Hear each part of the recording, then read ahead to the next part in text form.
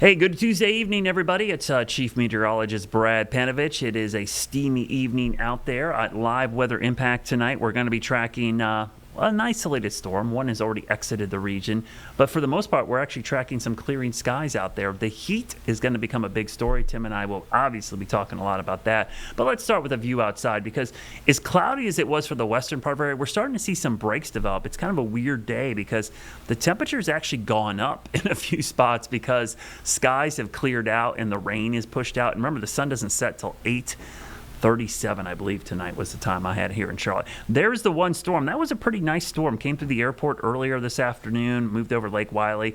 Now the radar is kind of completely clear. Nothing out there. And kind of disappointing, to be honest with you, for the trout because we'd love to see a little bit more precipitation. And you could see, if I zoom in, you'll see that skies are clearing pretty quickly out there.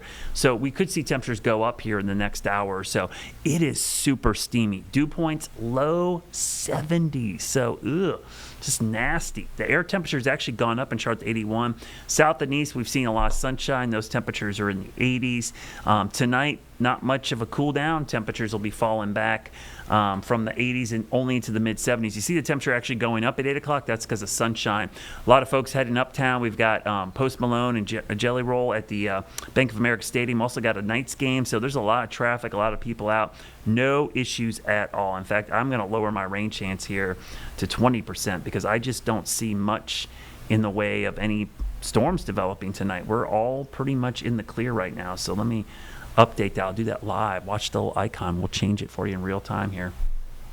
Take out that 40%. We'll put a 20% in tonight, and 71 might be conservative. I think 73, 74 might be more like it. We were 73 this morning, so certainly could be in that same neighborhood. By the way, 75 is the record warm low temperature for this morning, so we weren't too far from that. 90 tomorrow, and it'll feel everything bit of 100 degrees in many locations. So just a heads up, that 90 is super deceiving with the humidity levels. Now, the next couple of days, more sunshine, fewer storms, but it doesn't mean those storms couldn't be intense. That's kind of the thing. Even under a ridge of high pressure, you get this intense heating and humidity. Doesn't take a whole lot to pop up a pretty good thunderstorm, and you'll kind of see this develop tomorrow. Watch what happens right around this time tomorrow. We'll probably be tracking some pretty good storms. Look at that. It looks like the good old Lee Trough developing off the mountains there and coming down. Midday, storms bubble up right there on the ridge tops, and then look at that by evening. They're right over us. So that is your prototypical summer pattern there. Same thing could happen on Thursday, but a little bit more scattered, and Friday even more scattered to isolated in nature, and that means a lot of heat heading our way. So first time all season we get to bring out the heat risk impact graphic because Thursday, Friday, even parts of Saturday will be in that major risk category. So we want you to be weather impact aware for this high heat. What does this mean? Well, here's our scale here. On a scale from 0 to 4, number 3 is a major threat for heat. You can see we will have a risk for everyone without cooling, and outdoor workers will be impacted. So this means if you don't have a way to cool your body, a fan, water, or air conditioning, you can overheat. And if you work outside, this means you're going to have to take a lot of breaks, drink plenty of water. Tomorrow, not too bad, but look what happens Thursday. We really see the major category develop, and as we go into Friday, you're going to see almost all of our areas in the major, and a few spots east could be in the extreme, out there towards Fayetteville, maybe even Raleigh. So pretty intense heating. So Thursday, Friday, afternoon, early evenings, we want you to be weather impact aware for high heat and humidity to reach dangerous levels. What you need to do, take it easy, frequent breaks, and lots of water. Now, by the middle and end of summer, this will be old hat. But the first one of the season, trust me, this one, your body just is not ready for this. It's like the first cold snap in the fall. It hits you differently, okay? This first heat wave always hits a lot different. And just to give you an idea of those heat index values, you can see tomorrow, not bad, maybe 96 for our peak heat index. But as we go into Thursday, 103, 104. And as we go into Friday, maybe 105. There's a potential some areas could be under a heat advisory, especially I would think some of our South Carolina counties, maybe the Sandhills. So just a heads up, this potentially could be our first real significant heat wave. Now, some good news on the rainfall standpoint. Not a lot this week, but later this weekend into next week, which does include the 7-day forecast here, an uptick in rain chances. We could see some beneficial rain starting Sunday, Monday into next week, and you'll see that reflected in our weekend forecast. Technically cooler, right? 93 is not cool, but cooler than the mid to upper 90s we'll have Thursday and Friday. But notice Sunday, scattered showers and thunderstorms move in. And your Jerry Hunt Supercenter 7-day forecast shows Thursday, Friday, that's the days we want you to be weather impact aware. But look at the slight cool down this weekend and more significant cool down next week because a wetter pattern develops. So we will see scattered showers and storms around next week, and temperatures maybe only in the low to mid 80s. So this is a short-lived heat wave, but it will be equally as intense. And with the first one of the season, please be ready. So stick around. Coming up, we're going to talk about a flooding anniversary, which is kind of interesting. We got a lot to talk about there with Tim. We'll talk about the heat wave heading our way and a lot of other things coming up in about 2 minutes and 30 seconds. So stick around. Weather Impact Live with Brad Panovich is sponsored by Moisture Lock, crawl space, basement, and foundation repair experts serving the Carolinas since 1988. Tired of all this rain? Does your yard look like a swamp after it rains? Hi, I'm Greg Doggett with Moisture Lock, Charlotte's premier waterproofing and foundation repair company. The longer water sits, the softer soil will become. This can cause foundation issues. If you're having drainage issues, contact Moisture Lock. We'll get the water away from your home and out of your yard. Moisture Lock, stabilize, enhance, protect.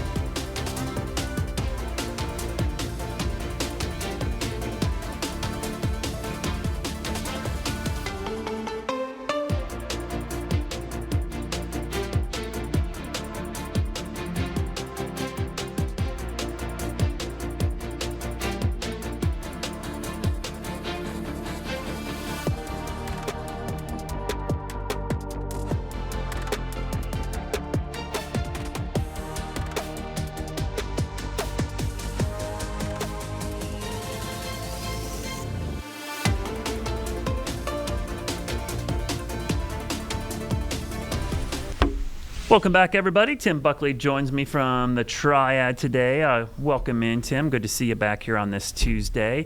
I don't know about you, but a little disappointed in the storms today. Really not much out there, and it's kind of weird. This late day activity's all kind of falling apart. It's almost like we got some sinking air or something over us. Yeah, I'm just kind of getting used to being disappointed. We're having low expectations. Is kind of where we've probably been, the wise choice, especially up in the Triad.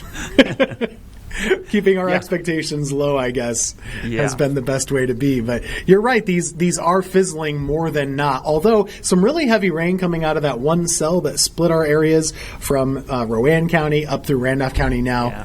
Heavy, but small.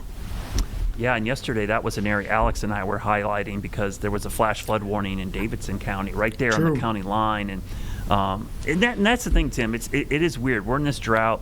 There's not a ton of rain. I think it's always weird. I got in the last weekend, or I think it was last weekend, or no, 2 Saturdays ago, we had flash flooding with a 20 or 30% chance of rain, and it's always a good lesson. Like, hey, this time of year, even though the rain chances are low, the storms that do develop sometimes in this tropical, soupy atmosphere we have, they can be big-time rain producers and sometimes strong storms, and we've seen that even when there's only 1 or 2 storms out there. For sure, and in weather speak, we call that P-watts or precipitable water. But, we're going to have a lot of water in the air through the rest of the week. 1.5 inches to 2 inches of water in the air is possible. And so that's going to be something that, with the heat talk, we're also going to be talking about that opportunity daily of seeing some pop-up storms. And tomorrow might have some promise in a little bit more of an organized line. That's been advertised on a couple of models now in that 3 to 6 o'clock window. Yeah, and we were just showing that. It looks like the typical kind of lee trough setup, which is like our typical summer pattern. Midday, we get the storms develop in the mountains, and then they move down here by dinner time. So, yeah, that could be promising, Tim. Hopefully, I guess, like, to your point, maybe we shouldn't get our hopes too high, but at least there's a chance there, because today was kind of like, it looked promising this morning. We saw those storms in the upstate, western North Carolina. I think McDowell County got a couple inches of rain. Rutherford County, there were some big downpours this morning, and actually a mesoscale discussion for heavy rain, and then all of a sudden, it just kind of fell apart, and if you weren't under it, you didn't get much, but if you were, it was a lot of rain in a short period of time.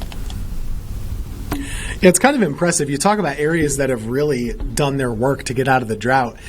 Upstate South Carolina is kind of doing the most here. They did this a lot over the last couple of weeks. And then again today, like you said, some of these showers and storms just really putting in the work. The Spartanburg area was in like that 2 to 3 inch range on radar and even measured, I think. So that's pretty impressive. And they've been doing it very consistently. So I think their situations have improved so much, whereas parts of North Carolina still have all the work to do, basically.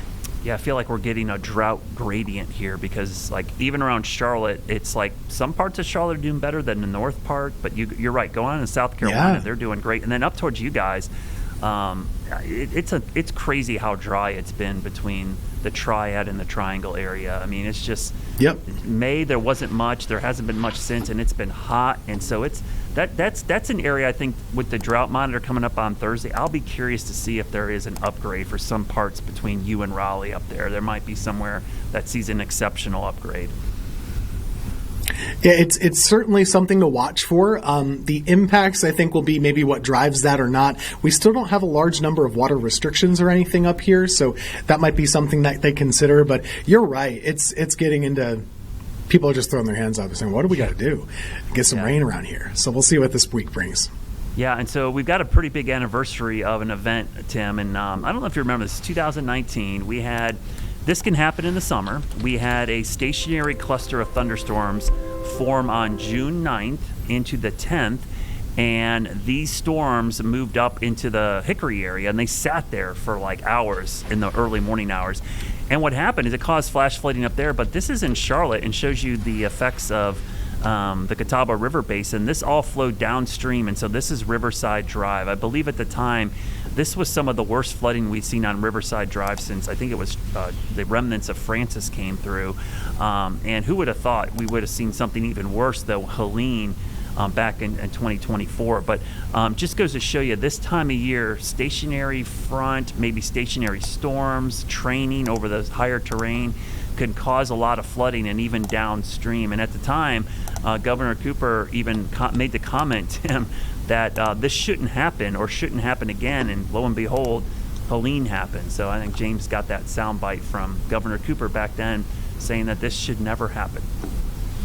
But certainly a lot to see for Governor Roy Cooper. This neighborhood is completely devastated. Neighbors who had their homes flooded. And my house isn't supposed to flood because it's built up. Inviting the governor inside for a first-hand look. Let's go in the driveway. Others, like Debbie Barefoot, whose home had 7 feet of water. We lost everything underneath the house. Thousands in damages insurance won't cover. It's probably $300,000. Questioning why the governor took so long to come. He's just 30 days past the flood. Is he just coming down here to make an appearance? I hope he makes a liar out of me. I hope he does something for us. One hope, Barefoot says, is that the governor takes a hard look at Duke Energy. They're very fortunate no one lost their life. Neighbors question why the utility didn't better control the historic water levels and why they didn't give more advanced warning about the water coming downhill. Obviously a lot of anger, despair, and desperation here. And there's blame being put on Duke. Are you going to be taking a look at Duke? Does there need to be additional regulation or something that needs to change? I know that this kind of thing doesn't need to happen again, that's for sure. And we will look into this situation. Yeah, and Tim, it did happen again. So you're seeing 2019 on the left, 2024 on the right. Helene actually caused worse flooding. Back in 2019, it was like part of the street and across the street, and then Helene obviously was even worse. I think I have to look at the numbers. I'm not mistaken, 178 properties or structures were flooded during Hurricane Helene in Charlotte. And people think this happened in the mountains. It just goes to show you how we're all connected. Now, Tim, here we are in a drought. It's also the same connection because that's where our water comes from in Charlotte, upstream in the mountains and foothills. And we can get floods when it rains a lot up there, but when it doesn't rain a lot up there, we end up with water restrictions. So it is kind of interesting how this whole thing is connected. And it is always interesting, kind of educating ourselves or re-educating ourselves a lot of times on the meaning of watersheds and how every little creek and stream flows into a bigger river. And we talk about this every time there's a big rain or every time there's a big storm, even like hurricanes, for example. A lot of times you can get some of the worst flooding down in eastern North Carolina as all of our rain drains down into them. So it's the same concept for you guys like you saw with Helene. And this event, I'm surprised I don't have much more memory of it for Charlotte. It must not have been that bad up here in Greensboro. But was it a very localized cluster of storms that was able to produce this along one of those sitting boundaries, like you said? Yeah, I remember the night before we had some severe weather in the upstate. We actually had, I think, a tornado touchdown in Rutherford County, which is, not too far from Lake Lure. So it was a cluster of storms that formed in the evening. It moved up to like the Unifor region, which people don't understand. That's around the Hickory, Newton, Conover area where those 4 counties. And it just sat there all night, Tim, and it just dumped rain. It was like anchored on the escarpment, we call it up there. And by the next morning, I woke up to all of these pictures and videos of all this crazy flooding around the Hickory area where 5, 6, 7 inches of rain had fallen. And then later that day, all that water came downstream. Now, there was a lot of, you heard in that piece, people mad at Duke. Part of the reason they were mad was people that lived on Mountain Island Lake and downstream of that dam on the Riverside Drive, there wasn't a lot of great communication about the water being released downstream. They had to because it would have caused failures of dams upstream. But the problem was there wasn't a lot of communication. People went to church on that Sunday morning. They came home and there was water in their backyard. That's how quickly the water came up.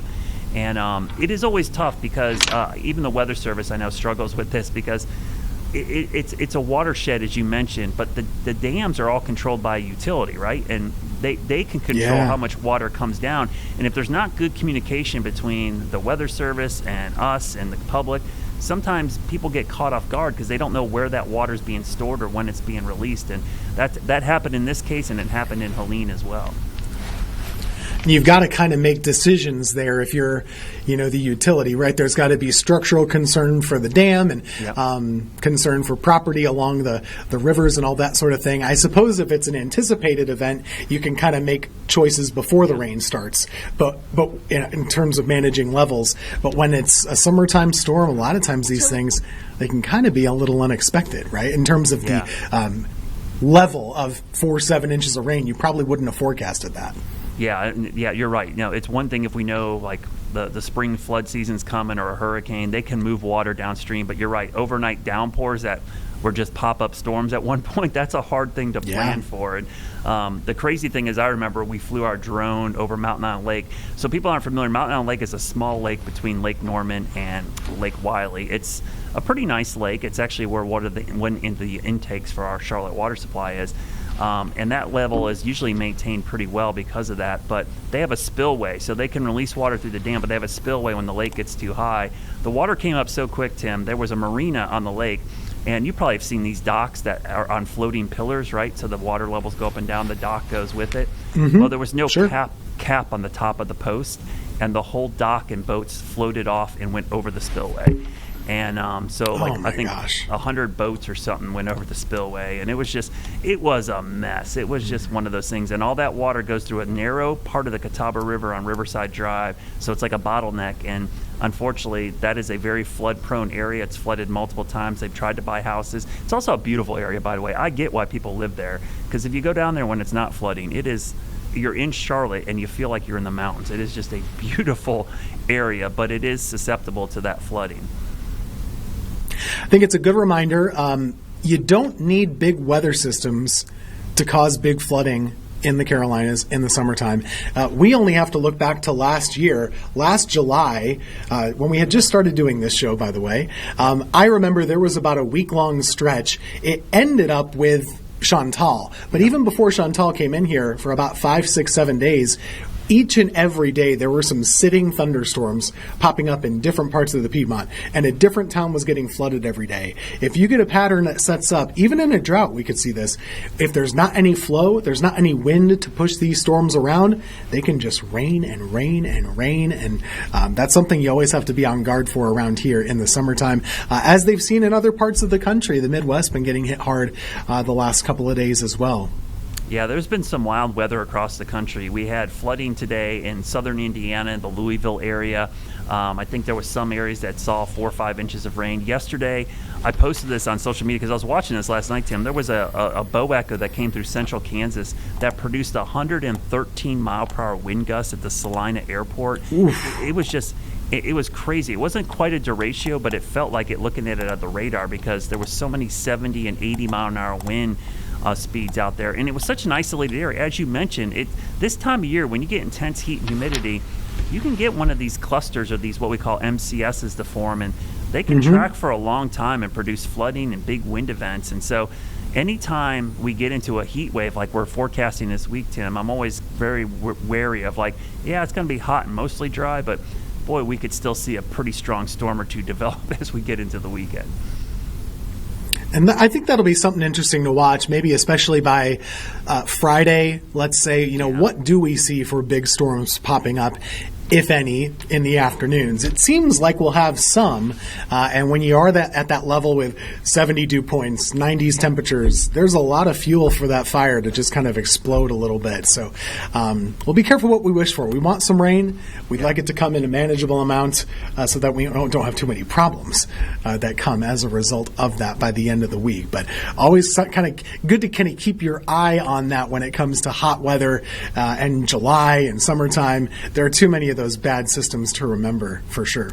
Yeah, I remember being in some intense heat waves and even droughts where, it's dry all day and we get an MCS and a northwest flow or something in the middle of the night and just kind of catches you off guard. Real quickly, Tim, I did want to focus on this because we chat a little bit offline. We do have some pretty intense heat heading our way later this week, especially Thursday and Friday. In the Charlotte area, we're forecasting highs of like 97, 98, but with these dew points near 70, kind of concerned we're going to see those heat indices up in that 100 to 105 range, and that's borderline heat advisory criteria. And while this happens a lot in the Carolinas, it is summer, I'm always very wary of the first one of the season, especially with people because they're not acclimated.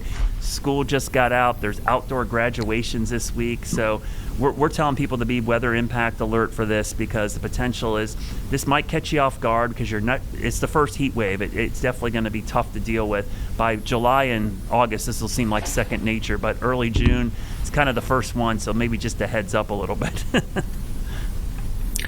Yeah, and to be blunt about it, last weekend that we just went through, that wasn't heat. That wasn't Carolina heat. It was a little hot, and you can be hot, but this is kind of more the real deal later on this week. The heat and the humidity have tried to stay apart from one another so far this year, but they'll be fused on Thursday and Friday, and I really think it'll kind of hit us pretty strongly. That humidity, even today, the humidity today feels thick to me, and it's going to be that way for the rest of the week. A little break by Saturday, so it's kind of a 2-day event, Thursday, Friday, but it'll be pretty tough. I think people will really notice it when you feel like over 100 for a couple of days in a row.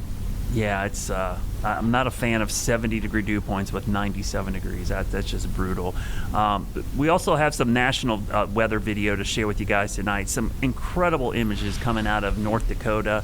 We were just talking about how chasing the Dakotas, you get some just amazing storm structure there. Kind of LP supercells, which stands for low precipitation, really high bases. So you get these unbelievable pictures of tornadoes and even hail events. I'm watching today, Tim, out there in the plains, the northern plains.